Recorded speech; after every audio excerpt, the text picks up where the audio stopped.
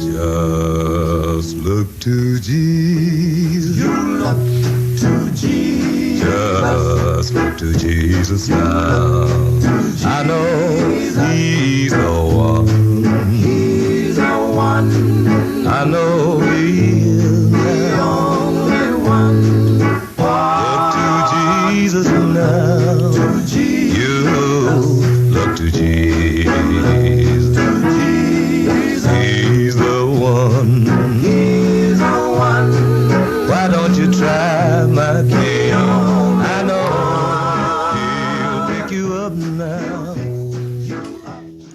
Hello, everybody. I want to welcome you to the Raw Spiel, where we keep it real with the hard truth. I'm glad to have with me the pastor of God's Truth and Deliverance Ministry, Apostle Bowden. Thank you, sir, for joining me tonight. All right. Thank you for having me. All right, y'all. We have a special guest on. He's the lead singer for the world famous Dixie Hummingbirds. Dixie Hummingbirds been formed in 1928. That's 94 years of singing. That's a long time. They won a Grammy, I want to say, back in '73 with "Loves Me Like a Rock," song written by Paul Simon. And I want to welcome the current lead singer for the Dixie Hummingbirds, Pastor Carlton Lewis. How you doing today, sir? Ms. Roberson, I'm just fine. How are you? Doing just fine. Yeah, I'm glad you took the time to join me here for this interview. Yeah, could you tell us how did you get with Ira Tucker and the Dixie Hummingbirds? How did you become a Dixie Hummingbird yourself? Man, that was all God. I have to say that was all God. But on a natural sense, in a natural sense, though, the hummingbirds have been friends of my family for a long time.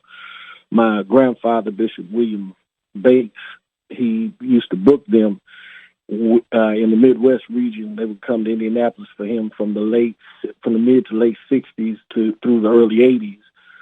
Ira Tucker at that time, during the late '70s, had produced a record on my mom, and as fate would have it, he would come and stay in our house.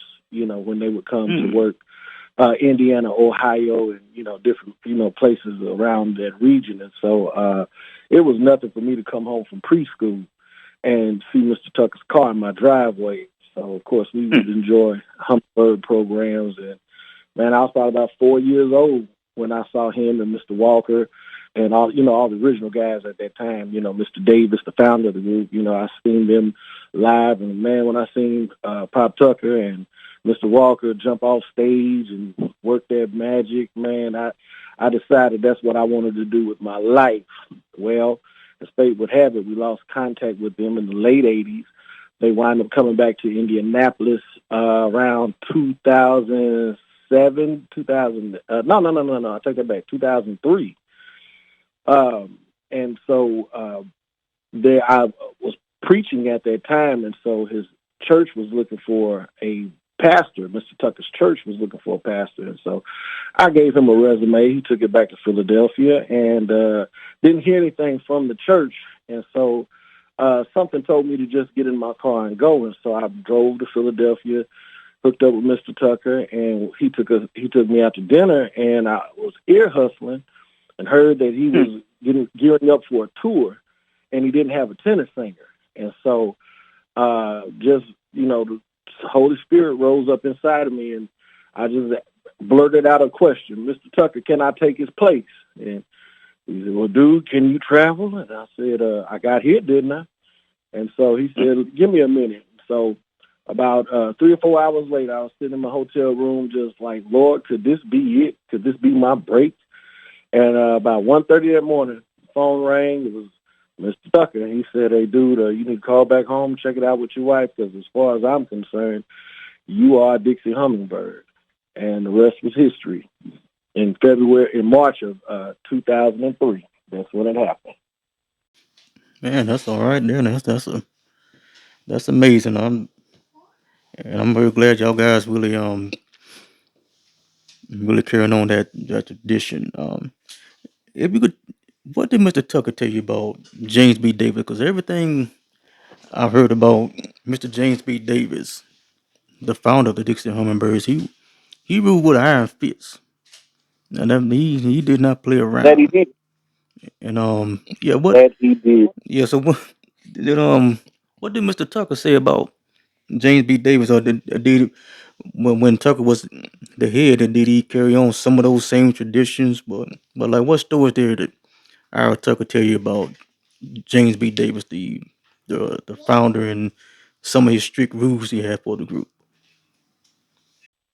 Oh man, Mr. Davis, everything that you just stated, that's fact. That is fact. He ruled the group with an iron fist. Saw a gentleman continue to carry the respect of his members even after he retired. Man, and I'm talking about he passed away in 2007, I believe it was, and even shows that we did and concerts that we did, and we sold merchandise. Mr. Tucker would use that money to bring back to take care of him and Mr. Howard Carroll with.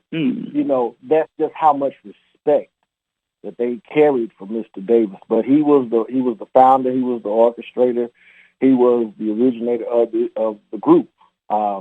He did rule with an iron fist. He had rules. He had a book of fines. One of my Hummingbird brothers currently, Brother Tory Meadows, he still had recopied all those fines, and he holds the rule book right now to this day.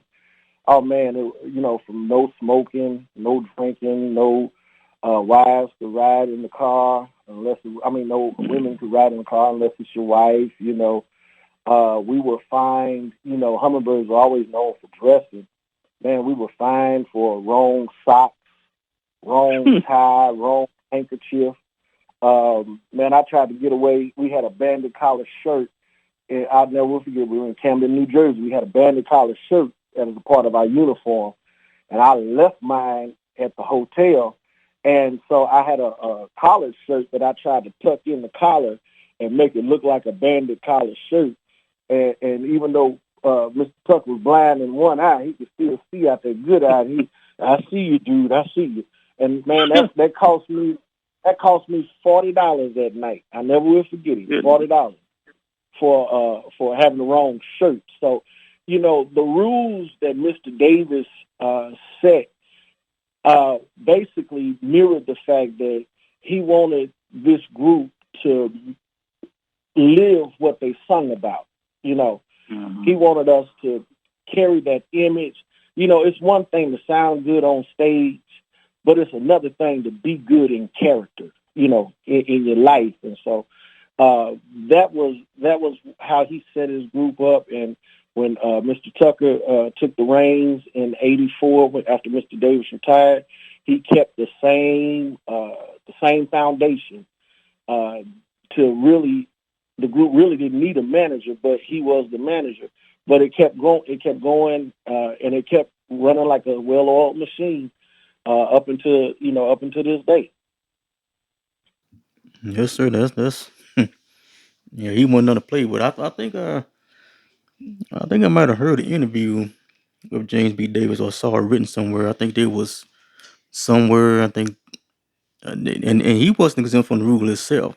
I think I heard where he went to a jukebox and accidentally played a Muddy Waters tune and fined himself He $20. sure did. Yeah. Yes, sir. Yes, sir. He fined himself. And he was the kind of guy, he was the kind of guy that, man, he would not ask his guys to do anything he wasn't willing to do himself. So if he set the rule, you can best believe that he was going to follow that same rule, And that's how you keep the respect of your men like that, So, I thank God for him. He and one of our guitar players, God rest him, Lyndon Jones, he and I actually were the last two members of the group to be voted on by him. Mr. Tucker took Brother Jones and I to Mr. Davis's house, and man, you talking about a scary trip, man. because of all the things that you just mentioned and all the things that we had heard about Mr. Davis, as we would travel up and down the highway, we walked into his house and he was a firm, soft-spoken man, and he talked real light, but he was really firm in what he said. And so Mr. Tucker brought us in and we sat down and Lyndon, he played the guitar a little bit and we sang, of course, and then he would reminisce with Mr. Tucker back and forth, talking about what happened in the days of yesteryear. Then we'd sing a little more. And so as we were leaving, and this is how I knew that they had intentions of the group carrying on long after they had, been called from labor to reward. He looked at Mr. Tucker and said, well, Brother Tucker, I think you got you some good men. I think they'll work well for us. And I was like, wow, they really had intentions of the group going on even after they had went on, So that was an experience that I'll never forget. I always cherish that. Yes, sir. And we are talking to Pastor Carlton Lewis, lead singer of the Dixie Hummingbirds. Now, I want to segue into, like I told you before, I spoke to Miss Evelyn Turntine AG and I posed this too, and I talked to Mr. Tito from the Bolognese too, and I want to throw this to you, swing this by you. There you have the industry versus ministry. And I'm gonna go back to Mr. Tucker again. I'm sure I read somewhere where Mr. Tucker said when people buy a ticket, to a gospel concert, they want to see a show. But did Mr. Tucker, did he emphasize to you younger guys about like I said, I know he's sure y'all was sounding real tight, tight harmony, tight music and all. But did he emphasize like any kind of like entertainment aspect, or was he just strictly ministry, ministry to the people? Well, one of the things that he stressed to us, and you got to realize too that this is from a gentleman that was coming from the golden age of gospel, and the Hummingbirds being that group that inspired people like Jackie Wilson and the Temptations and people of the like, Wilson Pickett, Stevie Wonder, of course, uh, God gave us a gift, and it is through practice that we hone our craft, and you never want to cheat your audience at all, If they paid money to come see you, they expect for you to do what you do, and you need to do it to the best of your ability. Now, you're giving it your best. It's not just for the money, but you're giving it your best because God is the one that gave you the gift. And so, with that being said, as far as the performances were concerned, he never wanted us to cheat our audience. He always wanted us to give 150%. He always preached to us that when people tell you that, oh man, you did good, y'all tore it up tonight, that kind of thing. He said, man, you let that pass through you. Just let it pass through you. Let it be like water down a duck's back, and you get back in that basement and you work that much harder. And that way, when you get up in front of people, not only are you giving them your best, but you're giving God your best. So that in and of itself was an aspect of ministry. The other thing was when it came down to recording the records and things of that nature, God gave them the ministry part of it when he gave them the lyrics, pen to paper. They wrote it out. They ironed out the harmonies. They rehearsed it down. They went to the studio. They recorded it. That's why those songs, and not just Hummingbird songs, but I think gospel at that time, period, that's why it has so much power because it came from on high. They just happened to put it on wax, and it was the Don Robies from like Peacock. It was Don Roby, and it was the guys from Nashboro Records and WLAC and those folks that took care of the business of selling it in record form, you know. So there's that industry part, but the ministry is what we're hearing in the record. So I think a lot of that gets lost on us in today's generation.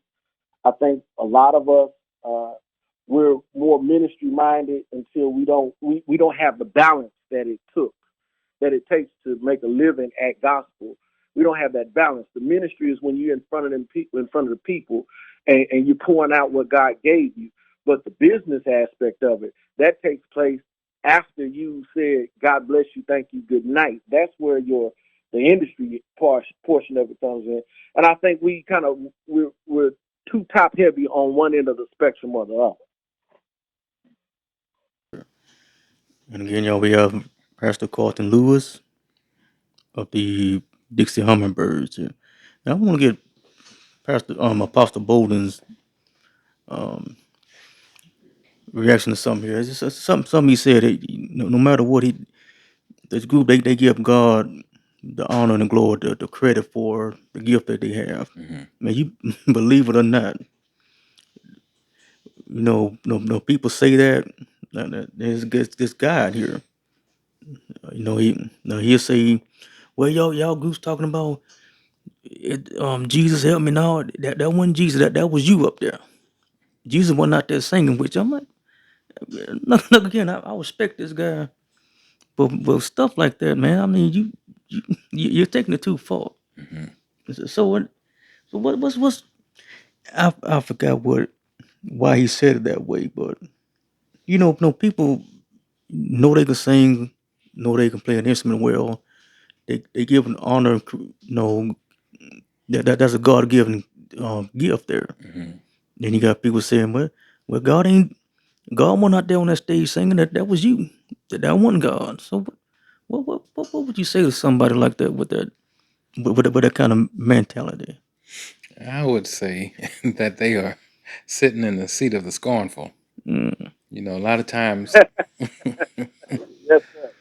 you know, uh, you have people that they're standing on the sidelines, kind of just watching, but for the wrong reason. Mm-hmm. And then you have some people that are praying with the people that are up, that God is using.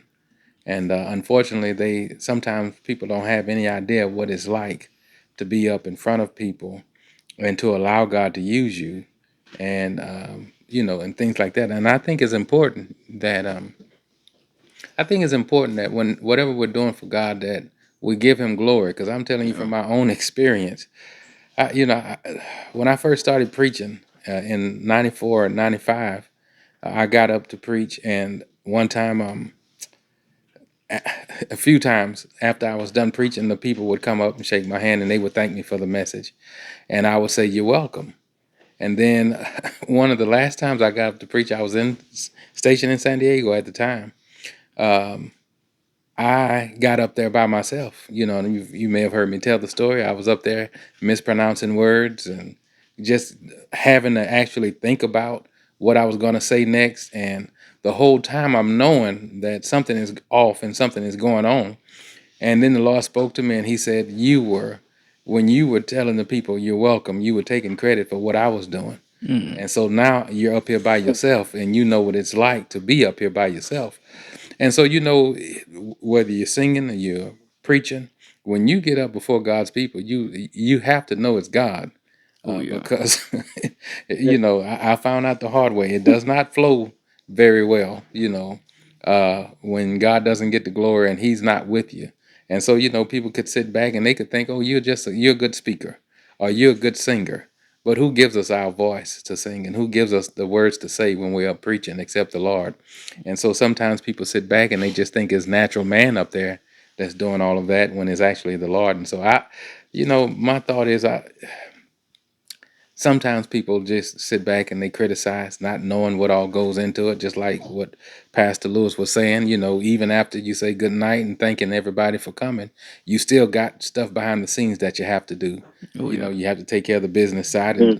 and so definitely, even with that, there needs to be prayer.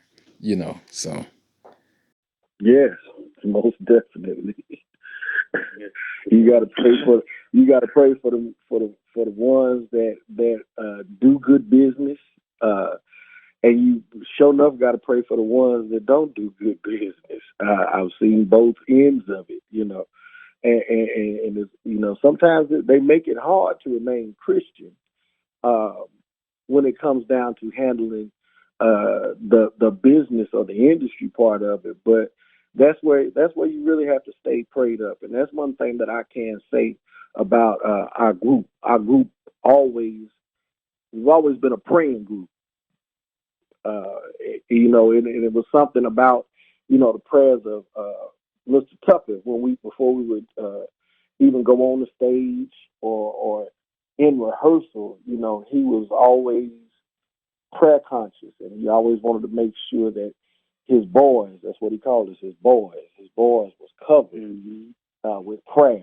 And for those that really didn't have a church background like I did, it consequently brought them into knowing who Christ was in a more deeper and intimate way because of his prayers. Uh, Pop was we called him Pop. Pop was he was a many things to all of us, and one of those things was a mentor. And so for guys like our bass singer Carnell McKnight, who really didn't have that great of a relationship with his father, through Pop's prayers, he brought him in to a close relationship with God. And so I have a lot to be thankful for just by knowing Mr. Tucker in that regard. so I have a question there, Pastor Lewis. Um, how Go ahead. how much of what you learned in the group did you carry on with you in your ministry as a pastor? And what I mean is, how sometimes you, like you said, they were very strict in the rules and being followed, and there were fines that were given.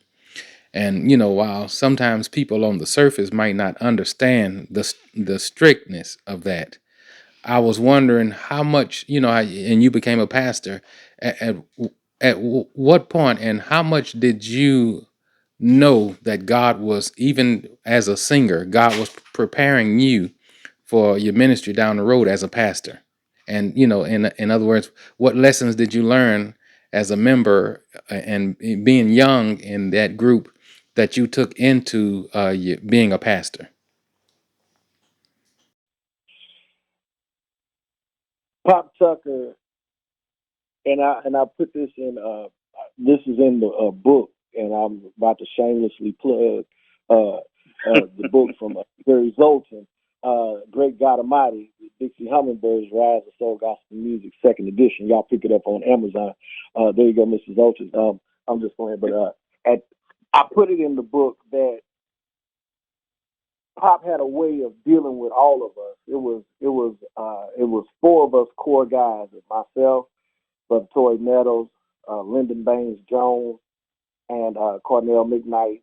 And now we have the twins, and we're teaching the twins, Roy and Troy Smith. We're teaching them that at this aspect of group life, Pop had a way of dealing with all of us on our own level, just as God deals with every man according to his measure of faith. He dealt with us on our own level. And with me, I already had a church background, and I thank God for my godfather, Reverend Dr. Charles L. Emory, at Pilgrim Baptist Church, where I'm serving as his assistant, Gary, Indiana. I had developed under him, and I had a good voice, and I could sing, and I was tearing Indianapolis up.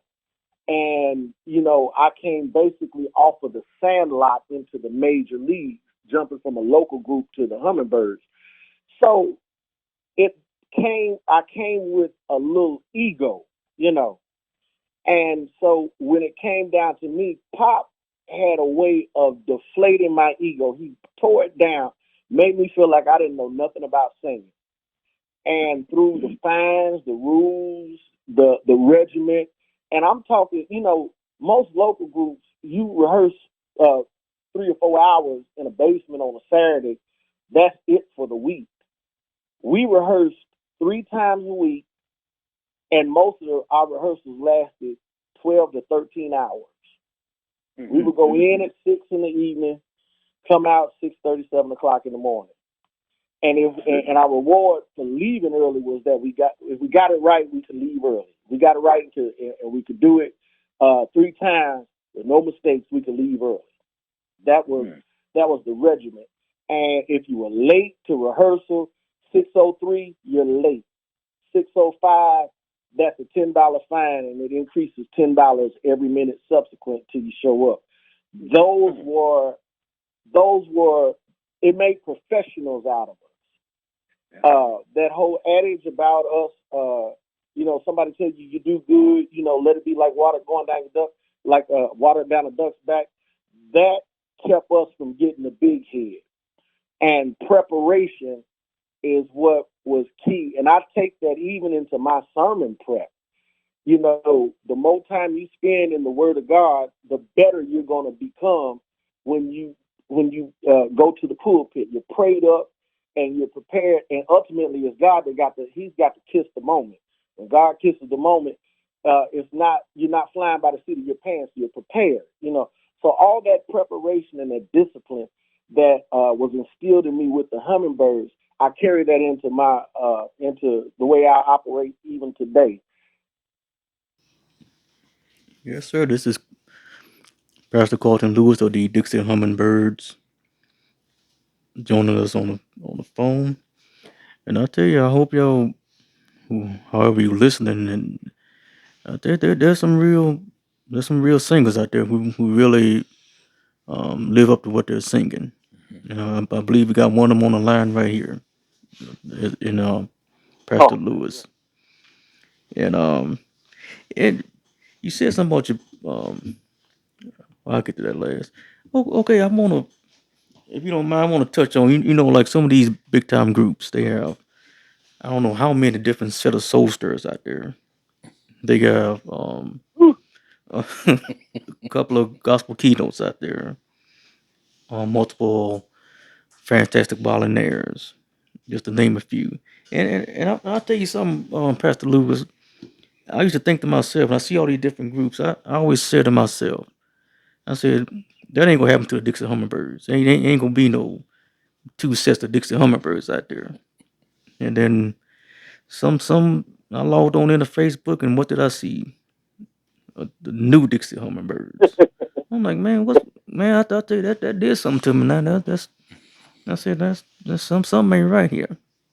So I don't know. I know you probably can't speak about the soulsters and volunteers or whatever, but after seeing that, there's another set of Dixie Hummingbirds. I mean, what, in your opinion, or what would cause that?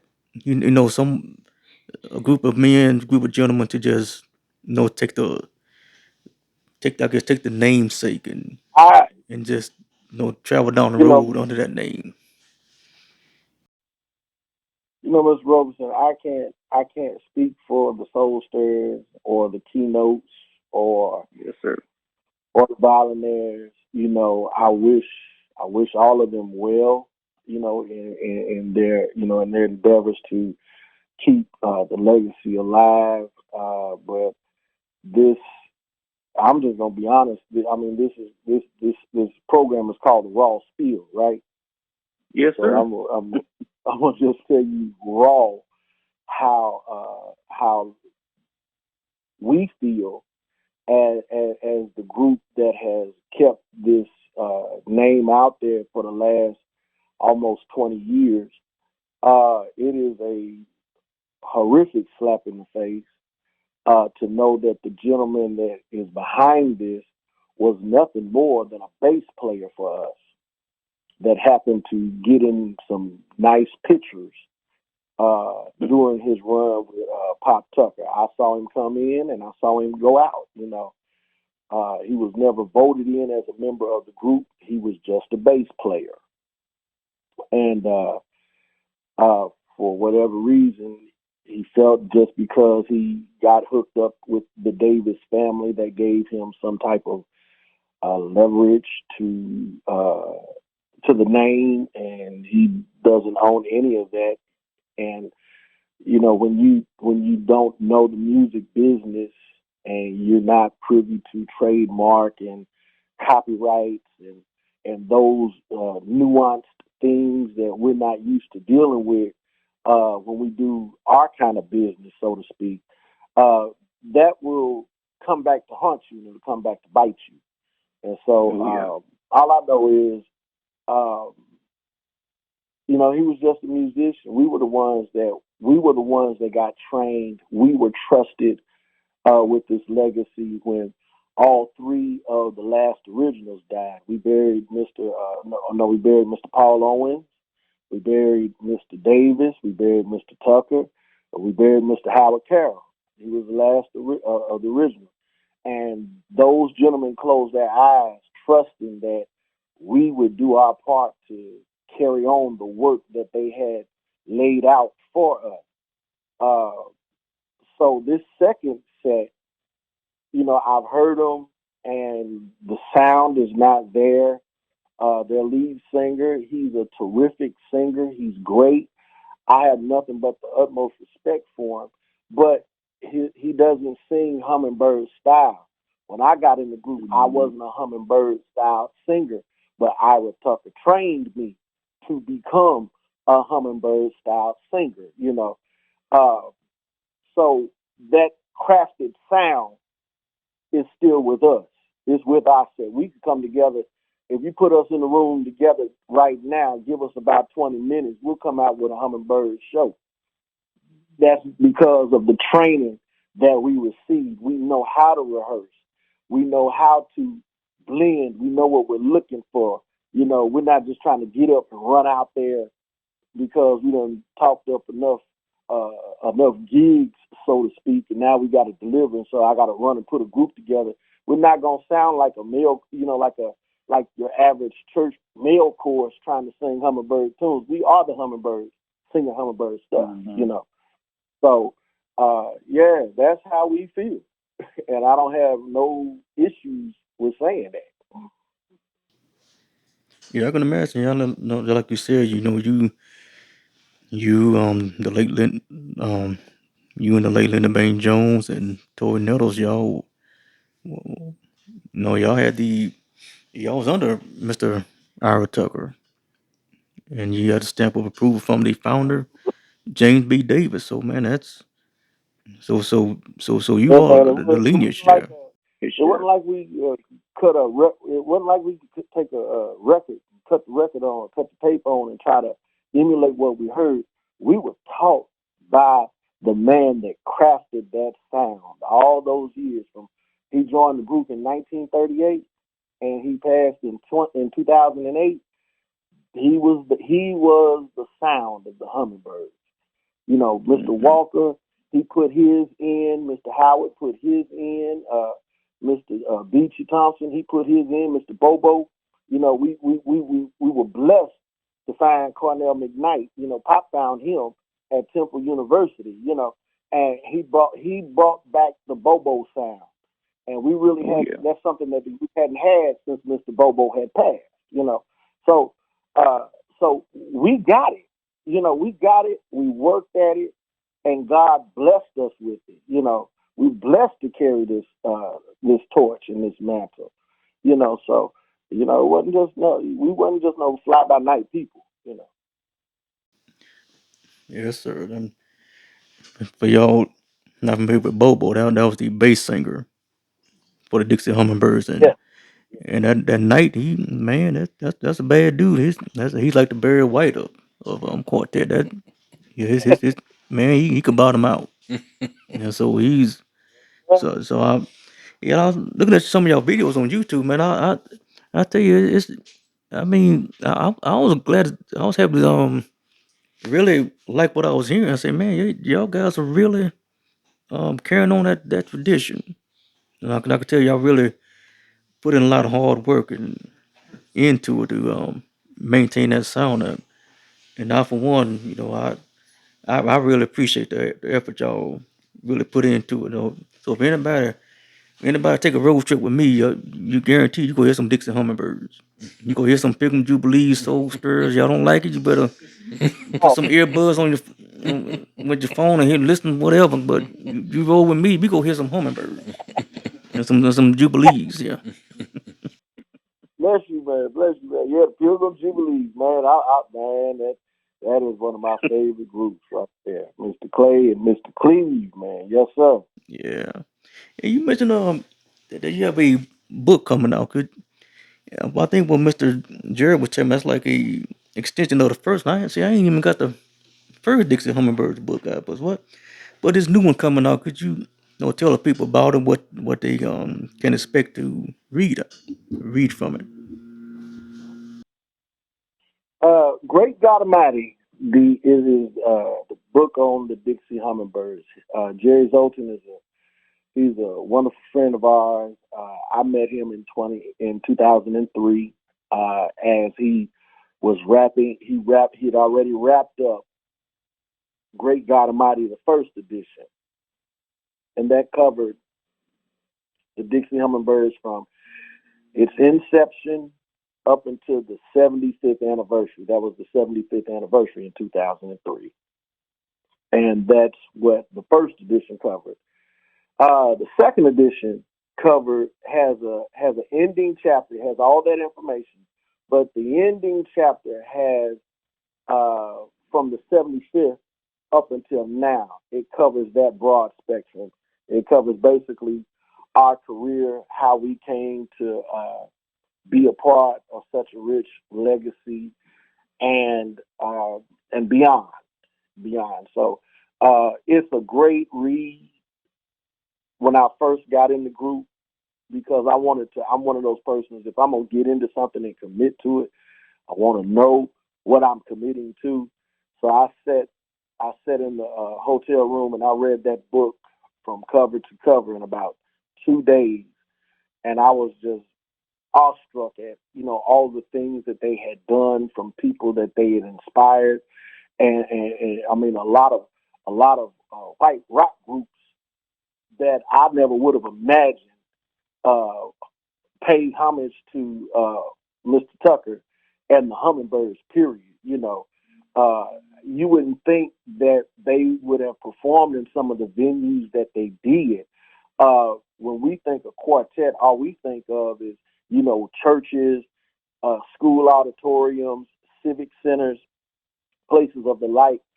I've never really heard of another quartet group other than the Blind Boys now performing in bars, places like Whiskey a Go Go in like New York City. Those are places that are strictly, basically rock oriented, but the rock realm had so much reverence for the Hummingbirds that they even brought them to those venues. And when we did our overseas tour, we weren't in schools and churches. We were in bars, and we sung in bars, and people. I never will forget. There was a guy that stood up on a speaker. We were at a blues festival, and this guy, and Brother Tori he'll attest to this.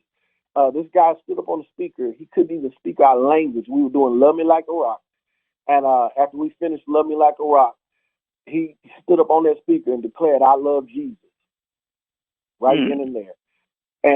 Man, it brought tears to my eyes.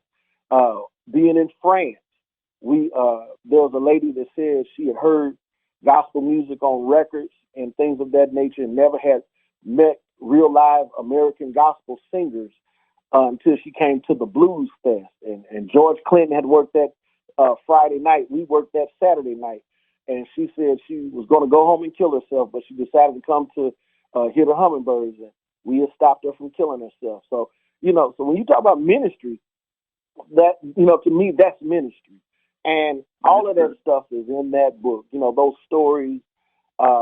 So much I could talk about, but I would much rather you go get the book. I hear you on that. I'm gonna have to look it up tonight myself.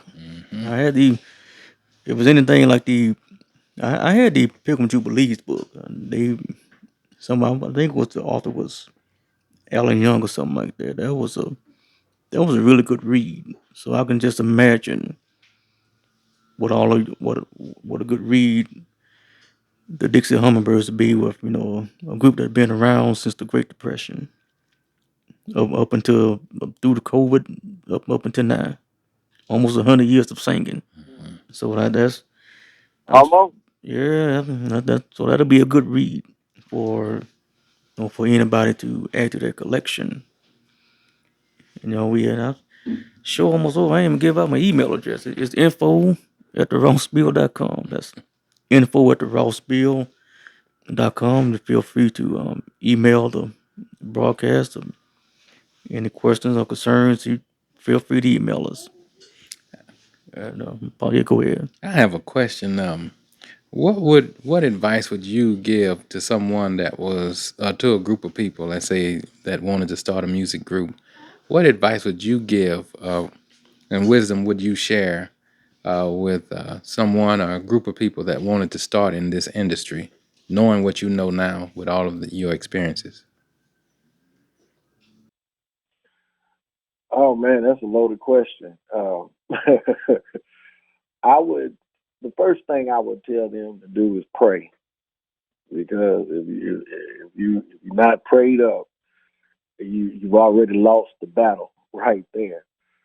But secondly, aside from that, I would make sure that I would tell them to learn the business of singing, learn the business of selling music. And you really got to know it, because today things have changed so much. When we got started, CDs was the going thing.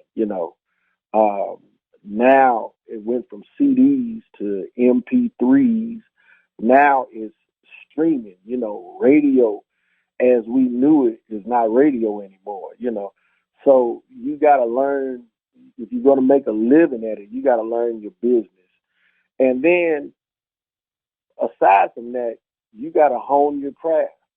You got to hone your craft. If you been get blessed with a gift or a talent, spend some time, practice.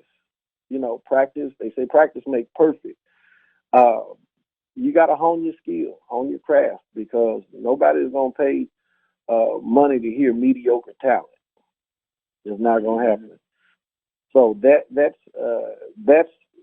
to me, that's just basic advice that I would tell anybody that's trying to start a group today. Yes, sir. Yeah, I got a got a question myself here. Yeah, have y'all know your time with the birds? Have y'all went to a program and the promoter was short on the money? Have y'all experienced something? Have y'all experienced something like that, or and, and if so, what? How did y'all fix the problem? Mm. Um, I plead the fifth on that question. Oh man, we have experienced the highs and the lows of Oh yeah. those situations. I think one of the things that kept the hummingbirds out there was the fact that it wasn't just about the money. It wasn't just about the money. There were times when, we got paid handsomely for 40 minutes worth of work, and man, you had a good week, you had a good month, and then there were times, man, when we were, house full of people, and the promoter standing at the back door. You didn't see him anymore the rest of the night.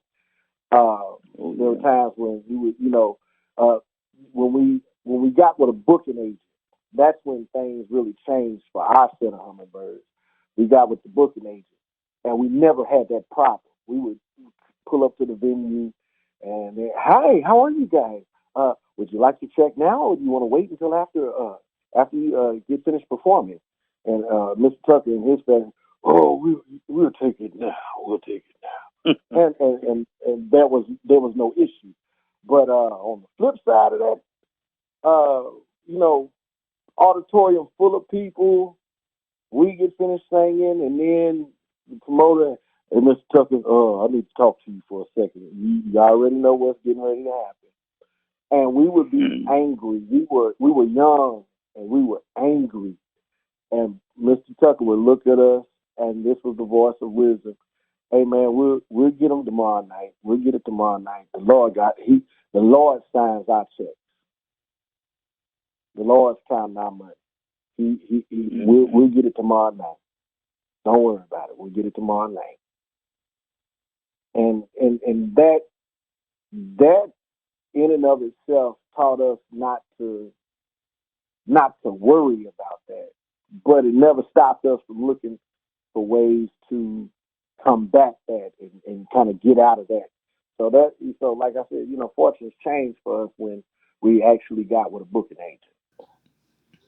Yeah, that's something I tell you. I done heard some stories about these old timers. Boy, I think Willie Banks was one of them. They be toting guns with them. I think him and Troy Oh Raymond. man, They ain't play around with their money now. straight razors and I've heard of groups back in the '60s. Mr. Tucker would tell us some stories about how one night they were avid hunters. They liked to hunt and they liked to fish. And so they kept shotguns in the car underneath their clothes. So they got to a town early and they wanted to blow off some steam. They go hunting. Mr. Tucker, he was a fisherman. He's an avid fisherman. So they would do those things. And so they got finished singing, and Mr. Beachy saw the promoter easing out the window. And so they didn't change clothes. They jumped in the vehicle and they chased the guy down, and they convinced him without question to pull over, and they had to check up by the headlights. They took him by the headlights, and he paid them reluctantly, but he paid them, and they let him go on his merry way. Those kinds of stories, man. Mr. Tucker used to keep us up for hours, and we'd just be dying laughing at the collection practices of the quartet back in the day. Yeah, that's something. You know what that remind me of? Oh, Yeah, that remind me of. say, I saw I think a Facebook Live with was that Dorothy Norwood? Yeah, Dorothy Norwood. And she was talking about getting paid after she sung or whatever. I guess it was early in her career. Now I guess the promoter had a whole bunch of money on the table, so she stuck her hand in her purse, pretending like she had a gun, and put all that money in her purse and backed out, like she was pointing a gun at him. And so I tell you that's yeah that was on the live. I'm not making that up, but I tell you that it was there was something else back in the day, sir. That's- yeah, and, people think those. Oh man, those are wild stories. You can't imagine what some of those artists had to go through just to make sure that they got paid for that night. You hear about Aretha Franklin having her purse under the piano because she made sure she got her money, and it sat under the piano while she was working. And that purse left the stage when she left the stage. you know? I tell you, this is Pastor Carlton Lewis of the world famous Dixie Hummingbirds. Pastor Lewis, let's see, besides the book, you have any other projects you working on, or you and the Hummingbirds, y'all got anything coming up that you wanna put out there on the air? Well, we're trying to get out from under the pandemic like everybody else, and so we've been talking amongst ourselves about what getting back together looks like, and of course we lost our guitar player last year. that kind of, took us for a loop, because he was one of the rocks of the group when we came along. He had joined Mr. Tucker recruited him in 2000, and he had been here all this time, and it's kind of rough when you spend most of your life uh, with a guy, y'all work together night after night, eat together, travel together, and all that kind of stuff, and then all of a sudden, the Lord take you like that, kind of, you really don't know what going forward looks like. So we've been talking about that. So, we know we got the book is out now, of course, and so we're just, y'all keep us in prayer, keep us in prayer. You ain't heard the last of us. I know that. We still got a few. We trying to make 100. Because 99 and a half ain't gonna do. Yes, sir, man. Again, I'm real happy that y'all are maintaining that Dixie Hummingbird sound, that keeping that tradition going. That's 94 years, y'all. This is one of the guys that Mr. Ira Tucker himself had, gave his stamp of approval of. Pastor Carlton Lewis of the legendary Dixie Hummingbirds. At the time, Apostle, we want to give the people your good Lord Almighty, the website. Yes, it is www.onetruth.tv. That's www the number one truth.tv. All right, and it's been, yeah. But I tell you, Pastor Lewis, I really do appreciate you for taking the time out to come on the show and do this interview. I tell you, I don't know about anybody else, but I really really enjoyed myself and all the information that you shared with us today. Oh, well, Robertson, I thank you so much for having me, and to the other pastor, man, thank you so much for being on here. And I would just like, if you'd allow me the moment, I'd just like to just give a formal shout out to my Hummingbird brothers, brother Tory Nettles, brother Cornell McKnight, Roy Smith, Troy Smith. Certainly want to extend our condolences to the family of our co-executive producer, Miss Ladiva Davis, who passed away on this last week rather. We certainly want to shout out the Tucker family, and I want to shout out uh, my church family, the Pilgrim Missionary Baptist Church of Gary, Indiana, where our pastor and our leader and our teacher is none other than the Reverend Dr. Charles L. Emery. I just thank God for all of those components that have made my life what it is. I thank God for my family, my children, my wife, my mother. Man, there's so many people that have poured into me, to make me what I am today. And I thank God for the opportunity to just be on the air and call their names. Some of them you may know, some of them you might not. But ultimately, I do want to thank God for the legacy and the lives of Mr. James B. Davis, Ira Tucker, James Walker, Howard Carroll, Beachy Thompson, and William Bobo. Those gentlemen are the shoulders that we stand on currently today. Yes, sir. That was Pastor Carlton Lewis of the Dixie Hummingbirds, and yeah, thank you again, sir, for calling in. And Lord bless, say the same. We'll be back at the same time next week, and hopefully the discussion be on hell. Does it exist? I know there's a lot of people out there don't think it does, but we're gonna dig into it. So, Pastor Lewis, thank you for calling in, and God bless you, sir. Thank you so much. God bless you. All right.